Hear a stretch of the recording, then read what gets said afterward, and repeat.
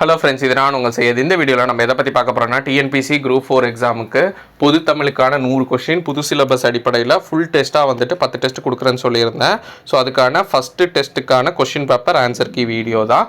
கீழே டிஸ்கிரிப்ஷனில் PDF link add பண்ணுறேன். மொத்த கொஷின் பேப்பர் பார்த்திங்கன்னா 7 பேஜ் தான் இருக்கும். நீங்கள் பிரிண்ட் அவுட் எடுக்க வசதிக்காக ரொம்ப ஷார்ட்டாக கிறிஸ்பாக கொடுத்துருப்பேன். ஸோ பிரிண்ட் அவுட் எடுக்கிறவங்க பிரிண்ட் அவுட் எடுத்துக்கோங்க. இல்லை நான் லேப்டாப்லேயோ இல்லை வந்துட்டு ஃபோன்லேயோ நான் பார்த்து நான் ஓஎம்ஆர் ஷீட்டில் ஷேட் பண்ணுறவங்க ஷேட் பண்ணிக்கலாம். ஸோ ஒரு பிடிஎஃப் வந்து கொஷின் பேப்பர் இருக்கும், இன்னொரு பிடிஎஃப் ஆன்சர் கீயும் நான் இதில் கொடுத்துட்றேன். ஸோ அது உட்காந்து நான் எக்ஸ்பிளைன் பண்ணிகிட்டு இருக்கிறது லேட்டராக வந்துட்டு முடிஞ்ச எக்ஸ்ப்ளனேஷன் வீடியோ அதை பேஸ் பண்ணி நான் கொடுக்குறேன். வேணும்னா கீழே கமெண்ட் செக்ஷன் கமெண்ட் பண்ணுங்கள். டைம் இருந்தால் நான் கொடுக்குறேன். இல்லாட்டி ஜஸ்ட் ஆன்சர் கீ என்ன இந்த கொஷினுக்கான ஆன்சர் கீ ஏவா பிஆ சிஆ டிஆன்னு சொல்லிட்டு அதில் இருக்கும். அது போக எக்ஸ்ட்ராவாக நான் எங்கேருந்து எடுத்தேன்னு சோர்ஸ் ரெஃபரன்ஸும் சில கொஷினுக்கு இருக்கும். அப்கமிங் டெஸ்ட்டில் பார்த்தீங்கன்னா மேக்ஸிமம் நான் எல்லாத்துக்கும் கொடுக்க ட்ரை பண்ணுறேன். முடிஞ்சளவு நிறைய கொஷின் கவர் பண்ணியிருப்பேன், சில கொஷின் மட்டும் மிஸ் ஆகிருக்கும். ஸோ அப்கமிங் டெஸ்ட்டில் நான் கொடுத்துட்றேன். இந்த டெஸ்ட்டோட ஸ்பெஷாலிட்டி என்னன்னா, உங்களுக்கு அது பார்க்குறதுக்கு முன்னாடி ஒவ்வொரு 2 வீக்ஸ் ஒன்ஸு வந்து உங்களுக்கு டெஸ்ட் இருக்கும். ஸோ Feb 16 அடுத்த டெஸ்ட்டு பார்த்திங்கன்னா மார்ச் 2க்கு ஒரு நாள் முன்னாடி சாட்டர்டே நான் வந்து கொஷின் பேப்பர் அப்லோட் பண்ணிடுவேன். ஸோ இந்த மாதிரி உங்களுக்கு வந்துட்டு மொத்தம் 10 டெஸ்ட்டு இருக்கும். இந்த டெஸ்ட்டு நான் வந்து எப்படி ஃப்ரேம் பண்ணியிருக்கேன் அப்படின்னா, உங்களுக்கு வந்து கொஷின் வெறும் எல்லா கொஷினும் எடுக்கணுங்கிற மட்டும் அப்ஜெக்டிவ் கிடையாது. அது அவங்க சிலபஸ் கொடுத்த வெயிட்டேஜ் படி எடுக்கணும், சிலபஸ் டாப்பிக்கு எடுக்கணும். முன்னாடியே நான் வந்து கொஸ்டினை ஃபிக்ஸ் பண்ணிவிட்டு தான் என்ன டாப்பிக்லேருந்து எடுக்க போகிறேன்னு ஃபிக்ஸ் பண்ணிவிட்டு தான் அடுத்த கொஸ்டினை நான் தேடினேன். வெறும் ரேண்டமாக கொஷின் எடுக்கிறதா இருந்தால் ஈஸியாக கொஷின் பேப்பர் எடுத்துடலாம். எனக்கு வந்து இது டபுள் ஒர்க்கு. நான் ஃபஸ்ட்டு ஃபார் எக்ஸாம்பிள் வெறும் இலக்கணத்திலேருந்து 25 கேள்வினா நான் ரேண்டமாக கொஷின் எடுத்து நான் ஃபிட் பண்ணிடலாம். 25 கேள்வி எடுக்கிறது ஈஸி. ஆனால் அது பிரித்தெழுது சேர்த்தெழுது 3 கொஷின் தான் இருக்கணும், சந்திப்பிழை 3 இருக்கணும், குரில்நெடியில் இருக்கணும், அதில் மயங்கொலி இருக்கணும், இன எழுத்து இருக்கணும், சுட்டெழுத்து இருக்கணும், வினா எழுத்து இருக்கணும்னு இத்தனை டாப்பிக்கும் நான் கவர் பண்ணணும்னா இதுக்கு தான் எனக்கு பயங்கரமாக டைம் எடுத்துச்சு. ஸோ அதனால் ரொம்ப டைம் எடுத்து ஸ்பெண்ட் பண்ணி உங்களுக்கு ஒரு கொஷின் பேப்பரை நீங்கள் டெஸ்ட் எழுதுறீங்கன்னா அந்த சிலபஸ் எல்லாமே கவராக இருக்கிற மாதிரி, எல்லா டாப்பிக்கும் கவராக இருக்கிற மாதிரி உங்களுக்கு ஒரு ஃபீல் கொடுக்கணும். அப்படி கொடுத்தா தான் உங்களுக்கு படித்ததையும் நீங்கள் செக் பண்ணுறதுக்கு ஈஸியாக இருக்கும். இனிமேல் படிக்க போகிறதுக்கும் சில டாபிக் ஐயோ நம்ம விட்டுட்டோமே அப்படின்னு சொல்லிட்டு நீங்கள் அந்த டாப்பிக்கை கவர் பண்ணுவீங்க கண்டிப்பாக. ஸோ அதனால தான் நான் அந்த மாதிரி எடுத்திருக்கேன். ஒவ்வொரு கொஷினும் பாக்ஸ் இருக்கும், பாக்ஸுக்கு கீழே ஃபைனலாக ஆன்சர் இருக்கும், ஏபிசிடின்னு சொல்லிட்டு அதுக்கான ஆப்ஷனும் இருக்கும், கீழே சோர்ஸ் இருக்கும். மேலே பார்த்தீங்கன்னா அந்த டாப்பிக்கான பேர் இருக்கும், வேர்ச்சொல், அதுக்கப்புறமா வீணா எழுத்து. எதுக்குன்னா நான் ஃபஸ்ட்டு அந்த இதை ஃப்ரேம் பண்ணிட்டு தான் அடுத்த கொஷினே எடுத்தேன். ஸோ இவ்வளோ டைம் எடுத்து ஸ்பெண்ட் பண்ணி கொஷின் எடுத்திருக்கேன். ப்ராப்பராக யூட்டிலைஸ் பண்ணிக்கோங்க. இதே மாதிரி ஒரு 10 டெஸ்ட்டு நான் வந்துட்டு 2 வீக்ஸ் ஒன்ஸு பொது தமிழுக்கானது அப்லோட் பண்ணுறேன். சோர்ஸ் மெட்டீரியல் பொறுத்தளவுக்கும் நான் ஆல்ரெடி மேக்ஸிமம் யூடியூப்லேயும் சரி டெலிகிராம் குரூப்லேயும் நான் அப்லோட் பண்ணுறேன். சில டாப்பிக்கு வந்து சிலபஸ் வைஸ் நான் அப்லோட் பண்ணியிருக்கேன், சில இது வந்து இயல் வாரியாக நான் அப்லோட் பண்ணியிருக்கேன், புக் பேக்கோடு சேர்த்து நியூ புக்கு ஓல்டு புக்குன்னு அந்த வீடியோஸ்லாம் இருக்கும். அதையும் நீங்கள் ஃபாலோ பண்ணிகிட்டு இருக்கீங்கன்னா இந்த டெஸ்ட் எழுதும்போது ரொம்ப யூஸ்ஃபுல்லாக இருக்கும்.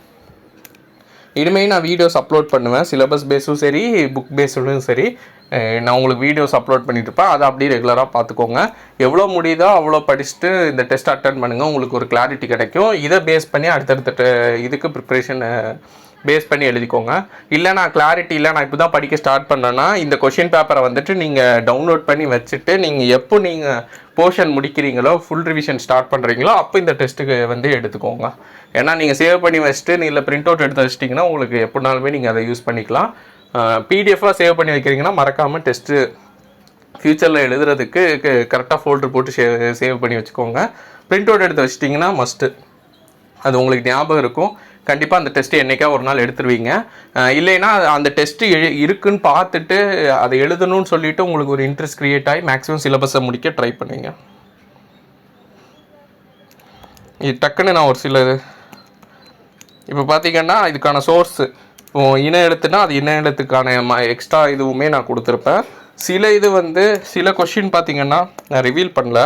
சில கொஷின் வந்துட்டு நான் புக்கில் இல்லாமல் ஒரு 4-5 கொஷின் வந்துட்டு வெளியே நெட் சோர்ஸு ஜஸ்ட்டு டாப்பிக்கை டைப் பண்ணி அதிலேருந்து ஒரு சில கொஷின்லாம் கொடுத்துருக்கேன். எதுக்காகனா டிஎன்பிசி அப்படியும் சில கொஷின் கேட்குறாங்க, அவுட் ஆஃப் புக்கும் கேட்குறாங்க. அதுக்காக எல்லாத்தையும் உட்காந்து படிச்சுட்டு இருக்க முடியாது. சப்போஸ் அப்படி சர்ச் பண்ணி ஒரு கொஷின் வருதுன்னா அது இந்த கொஷினாக இருக்கிறதுக்கும் சான்ஸ் இருக்கும். ப்ராபபிலிட்டி இன்க்ரீஸ் பண்ணுறதுக்காக அந்த மாதிரி சில கேள்விகளும் நான் ஆட் பண்ணியிருக்கேன். புக்கில் இல்லாதது ஒரு 4-5 கொஷின் தான் இருக்கும். மிச்சது எல்லாமே மேக்ஸிமம் புக்கில் இருந்து தான் இருக்கும். ஒரு 4 to 5 கொஸ்டின்ஸ் மட்டும் மேக்ஸிமம் மேக்ஸிமம் அந்த மாதிரி இருக்கும். மற்றபடி உங்களுக்கு ஒரு 95-96 கொஸ்டின்ஸ் வந்துட்டு புக் பேஸ் பண்ணி தான் இருக்கும். அது நியூ புக்காக இருக்கலாம், ஓல்டு புக்காக இருக்கலாம், எல்லாமே மிக்ஸ் பண்ணி தான் நான் கொடுத்துருக்கேன். ஸோ இந்த கொஷின் எடுக்கிறதுக்கு நான் கிட்டத்தட்ட ஒரு 1 வீக்காக நான் ஸ்பெண்ட் பண்ணிகிட்ருக்கேன் டைமு. ஸோ அதனால் இதை கரெக்டாக யூட்டிலைஸ் பண்ணிக்கோங்க. நீங்கள் டெஸ்ட்டு எழுதி முடிச்சிட்டிங்கன்னா உங்களுக்கு இந்த கொஷின் பேப்பர் எடுக்கிறதுக்கு நான் போட்ட எஃபர்ட் வந்து உங்களுக்கு அது நல்லாவே தெரியும்.